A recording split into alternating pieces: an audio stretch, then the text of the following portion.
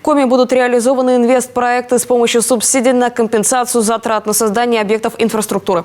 Субсидии могут получить проекты, включенные в федеральный перечень. Таких у нас 12 с объемом инвестиций 61 миллиард рублей, что позволит создать около 3000 новых рабочих мест. Уже выдана первая субсидия предприятию лесопереработки. Об этом рассказал на защите госпрограммы развития экономики и промышленности руководитель ведомства. Детали в материале Ольги Коняевой.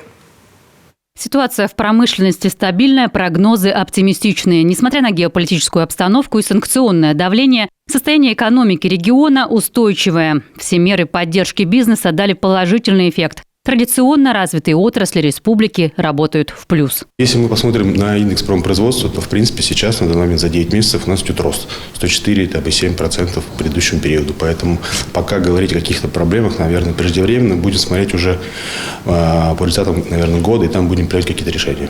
Для республики закрылись европейские рынки. Теперь новая логистика и страны-партнеры. Залежавшаяся на складах готовая лесопильная продукция с сентября отправляется по ЖД-магистрали в Китай и Египет. По поручению главы Коми на внутренний рынок переориентирован экспорт биотоплива. До санкций 90 тысяч тонн в год покупала Европа. Республика помогает предприятиям открывать и модернизировать производство пилет и брикетов. Больше 3 десятков котельных уже работают на экологичном топливе, в перспективе еще 43. Возникающие трудности во всех отраслях решаются в ручном режиме. В условиях даже непростых, когда сейчас немножко у нас идет в стране не такая простая ситуация, вы ставите даже амбициозные цели, там, увеличение валового регионального продукта, тем не менее, да, на эти 3 года это как бы не может не радовать. Снижение налоговой нагрузки, имущественная поддержка, сопровождение проектов и экспортных контрактов, максимально льготные условия кредитно-гарантийной и лизинговой помощи. Поддержки субъектов малого и среднего бизнеса в этом году повышенное внимание. Растет количество самозанятых. Таких в Коми уже 25 тысяч человек. Оказано больше 2000 мер поддержки. 5-я часть – финансовые инструменты.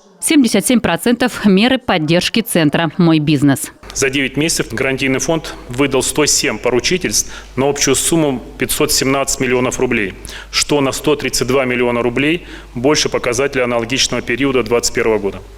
Также выросло количество микрозаймов, выданных акционерным обществом микрокредитной компании Республики Коми.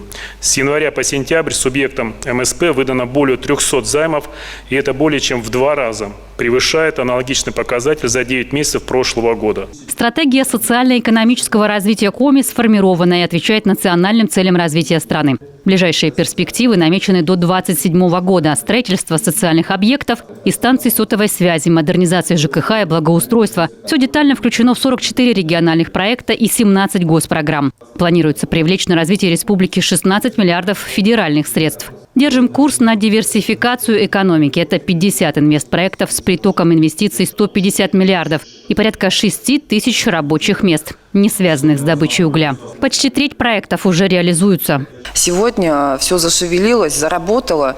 И тот самый прогноз, который вы видите, оптимистичный, он основан не из воздуха, а вот конкретно на работе этих всех людей, сотрудников и инструментов, которые мы привлекли за последние 1,5 года. Отдельное направление развития моногородов и арктической зоны. Статус резидента получили 23 предприятия в Воркуты, Инты и Усинска. 4 десятка в перечне потенциальных. 5 проектов уже запущено, еще 4 начнут работать до конца года. Ольга Коняева, Дмитрий Булаев, телеканал Юрган.